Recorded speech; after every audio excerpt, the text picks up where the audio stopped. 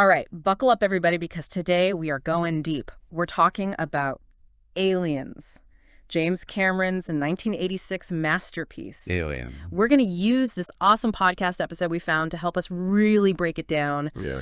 And it's amazing how Aliens isn't just a typical sequel. It doesn't just follow Alien. It takes everything to a whole other level. Yeah, it really does. It creates this action-packed world, and it still just blows people away all these years later. It's incredible how it manages to take the pure horror of the original Alien and inject it with this, incredible energy and pacing. Yeah. It becomes this thrilling action spectacle, but without losing any of that suspense that made the first film so terrifying. Oh, for sure. It's a masterclass in, I guess you could say, bending genres. Yeah. And it shows how sequels can actually redefine a franchise instead of just, rehashing the same stuff. Totally.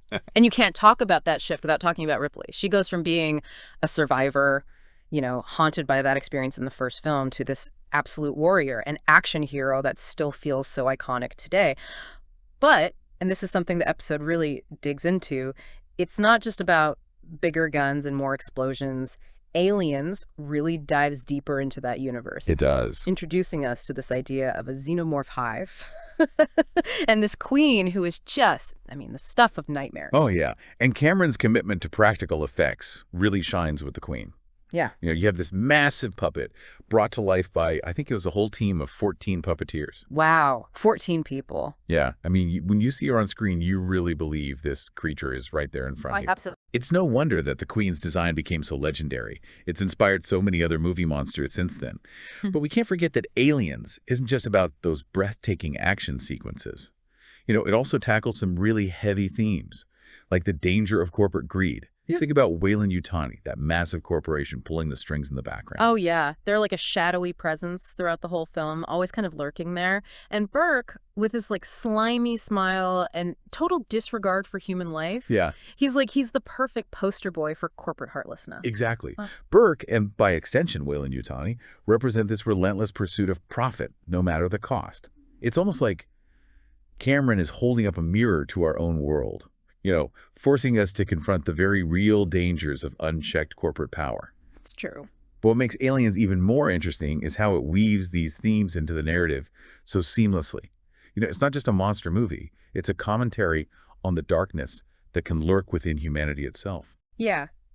And that darkness plays out in some truly unforgettable characters. Hicks, Hudson, even Vasquez. Oh, yeah. They all add something unique to the mix. Who can forget Bill Paxton's line? Oh, come on. Game over, man. Game over. Right. Classic. It's funny, Bill Paxton seems to keep running into these otherworldly beings. He later starred in Predator 2, facing off against, yet another formidable alien. Oh, that's right. It's like he was almost typecast in the best way possible. But speaking of unforgettable, we have to talk about James Cameron's direction. He creates this constant tension that has you on the edge of your seat. But he also finds a way to balance that with these incredible action set pieces. And as we talked about before, his commitment to those practical effects really pays off in this film. I totally agree. Remember that final showdown with the Queen? Oh, man. That scene almost didn't make it into the final cut of the movie, which is, I don't know, it's just a good reminder that a director's vision can sometimes make or break a film. Absolutely. Cameron really fought to keep that sequence in the movie. And it ended up becoming, one of the most iconic action scenes in cinema history. Oh, for sure. But we're really just scratching the surface here. There's so much more to uncover in Aliens, so many layers to this film. And there's this one detail from the podcast episode that I found fascinating.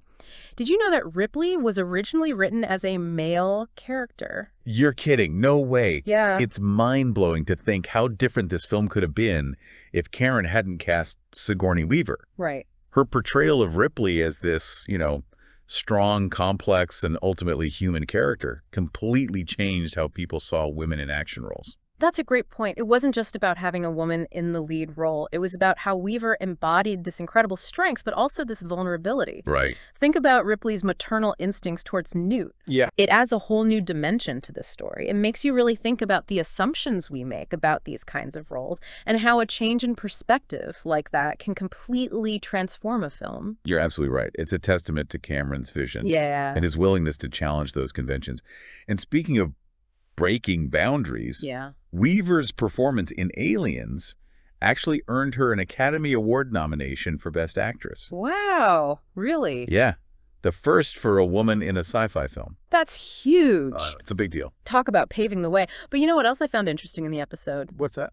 Bill Paxton, our beloved Hudson. Yeah. He has this unique distinction. He's the only character to be killed by a xenomorph in all 4 of the Alien films. Wait, you're kidding me. Yeah. So, as if being hunted by an alien once wasn't enough. Yeah. It's like Paxton just couldn't escape those extraterrestrial encounters. I know. It's almost comical, but it also speaks to the enduring legacy of the xenomorph as this, like, ultimate predator. You know, it never goes away. It's fascinating how these creatures have become such iconic figures in pop culture.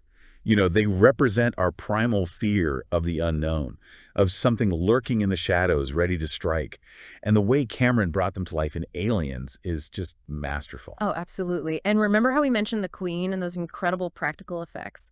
Well, get this. The puppet was so intricate that it actually took a team of puppeteers to operate it. The sheer scale and complexity of that thing are mind-boggling. No wonder it's considered such a classic creature design. But you know what else is mind-boggling? What? That epic final showdown between Ripley and the Queen almost didn't make it into the film. I can't even imagine Aliens without that scene. Oh, it's crazy. It really does underscore the importance of a director's vision and their willingness to fight for what they believe in. In this case, Cameron's persistence resulted in one of the most memorable and impactful action sequences ever put on film. I couldn't agree more. But we're really just scratching the surface here. There's so much more to explore in Aliens. You're absolutely right. The film's exploration of human resilience, the insidious nature of corporate greed, and our primal fear of the unknown. I mean, it offers endless avenues for discussion. We've got a lot more ground to cover in this deep dive. And what about, the film's take on motherhood? It's not just about fighting aliens, right? You have Ripley's fierce protection of Newt. And it just adds this whole other emotional level that you don't always see in action films, Yeah. It makes you think about that instinct to nurture and protect, even when everything around you is falling apart. It's powerful stuff. And it's made even more interesting when you think about the fact that Ripley lost her own daughter before the events of Aliens, right? Oh, that's right, yeah. So it's like she's getting this second chance, in a way, with Newt. Yeah. And their bond becomes this driving force in the film. It pushes Ripley to go to these incredible lengths to protect her. Absolutely. What do you think about that? How does that resonate with you as a viewer? I think it adds, this vulnerability to Ripley's character that makes her even more relatable. Yeah. She's not just this, badass action hero. Yeah. She's a woman who has experienced real loss. And she's trying to find some kind of redemption in the most unlikely of circumstances. It's true. But while we're on the topic of driving forces, let's circle back to Weyland-Yutani for a second. Okay. They're always there, lurking in the shadow. Right, like this constant reminder that the real monsters might not be the ones with, acid for blood. Exactly. They're all about the bottom line, willing to sacrifice anything and anyone for a profit. And Burke, with his, smarmy demeanor and that just chilling disregard for human life, he's like the perfect embodiment of that corporate greed. It's funny how a character like Burke can be so utterly despicable, yet you can't help but be fascinated by him at the same time. Yeah. He represents that, dark side of ambition, that willingness to climb the corporate ladder no matter who gets trampled along the way. Right. He's the kind of villain you love to hate. But, it's that contrast between the alien threat and the human villains that makes Aliens so thought-provoking. Yeah, I agree. It's not just a simple good versus evil story, right? Right. It's this complex examination of human nature and the choices that we make when we're faced with these, extraordinary circumstances. Exactly. It forces you to ask yourself, are the aliens the true monsters here? Or are we our own worst enemies? And the film doesn't offer any easy answers. It leaves you grappling with those questions long after the credits roll. That's true. And I think that's one of the reasons why Aliens continues to resonate with audiences all these years later. Definitely. It works on so many different levels. It's a thrilling action spectacle. Yeah. It's a chilling horror story. And it's a deeply thought-provoking exploration of human nature all at the same time. It's a testament to James Cameron's skill as a filmmaker. Yeah. He manages to blend all these different elements so seamlessly, creating a film that's both, entertaining and intellectually stimulating. But this is a deep dive. Right. We need to connect this back to you, our listener. Why does a film that came out, I don't know, almost 40 years ago still matter today? Why should we care? That's a great question. And I think it's because, Aliens isn't just a film, it's this cultural touchstone. I agree. The themes of courage, resilience, fighting against these overwhelming odds, Yeah, those things, I think they still resonate today. Maybe even more so than back in 1986. absolutely. And the film also asks these, really important questions about our relationship with technology, Mhm. the dangers of unchecked corporate power and what it truly means to be human. These are things we're still grappling with today, all these years later. It's true. It makes you wonder, how would you react if you were in Ripley's shoes? Faced with this hostile alien species, would you crumble under pressure or would you rise to the challenge? Would you, focus on your own survival or would you risk everything to protect others? What do you think, listener? Where do you fall on that spectrum? Those are some tough questions to answer. And that's, I think, that's the beauty of Aliens. It doesn't offer any easy solutions. It challenges us to confront our own values and consider the choices we would make when we're confronted with the unknown. Mm. But it's not all, doom and gloom. There's also this really powerful message about the strength of the human spirit. Oh, absolutely. It's about finding the courage to face our fears Right. and fight for what we believe in, even when the odds are stacked against us. Absolutely. And, let's not forget the impact that Aliens had on the sci-fi genre as a whole. Oh, yeah. Huge. I mean, it raised the bar for action and special effects, but it also proved that science fiction could be smart, emotional, and commercially successful all at the same time. It broke the mold. Aliens showed that these kinds of stories could appeal to, a really wide audience without having to sacrifice intelligence or depth. And that's a legacy that continues to inspire filmmakers, even today. Absolutely. So whether you're a longtime fan or you've never seen Aliens before, I think it's definitely worth a watch. For sure. It's a film that sticks with you, you know what I mean? Yeah. It gets under your skin and it makes you think. And sometimes that's the most powerful kind of cinematic experience you can have. I couldn't agree more. But before we wrap up this deep dive, there's one more interesting detail in the source material that I think really sheds light on why Aliens became such a phenomenon. Remember how we talked about that shift from like the pure horror in Alien to a more action-packed feel in Aliens? Yeah. Well, the episode actually points out that that wasn't just like a random choice by James Cameron. Oh. He did it on purpose. Like, he specifically wanted to try and reach a wider audience with this film. Wait, really? So he deliberately made Aliens more action-oriented to appeal to people who, might not typically watch like sci-fi or horror? That's that's a really smart move when you think about it. It is. Especially considering how popular those big blockbuster action movies were back in the 80s. Exactly. He knew that by adding those elements of action and adventure, he could bring in people who might not, normally be interested in those genres. Yeah.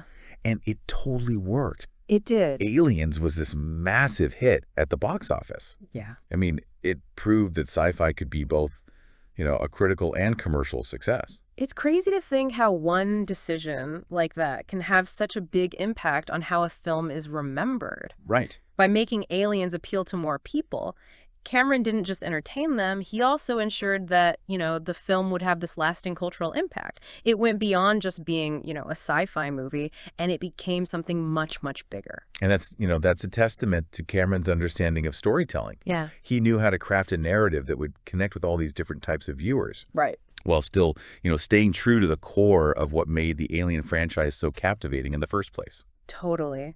So as we kind of wrap up this deep dive into Aliens, what's the one thing you want our listener to walk away thinking about? I want you to think about, those choices that we all make when we're afraid. Yeah. When we're unsure about, what's going to happen next. Right.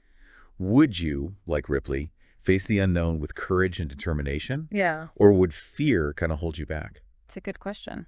I think Aliens makes us all, look inside ourselves Mm-hmm. and ask, how resilient we really are.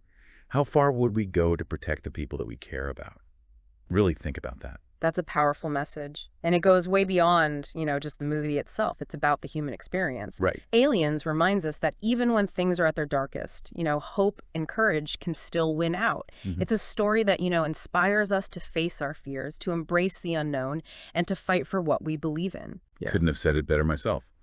So whether you're a diehard fan of the franchise or this is your first time hearing about Aliens, I encourage you to check it out. It's more than just, a popcorn flick. It's a film that makes you really think about humanity, about our place in the universe and how we react when things get tough. Couldn't agree more. And on that note, I think we've reached the end of our deep dive. Until next time.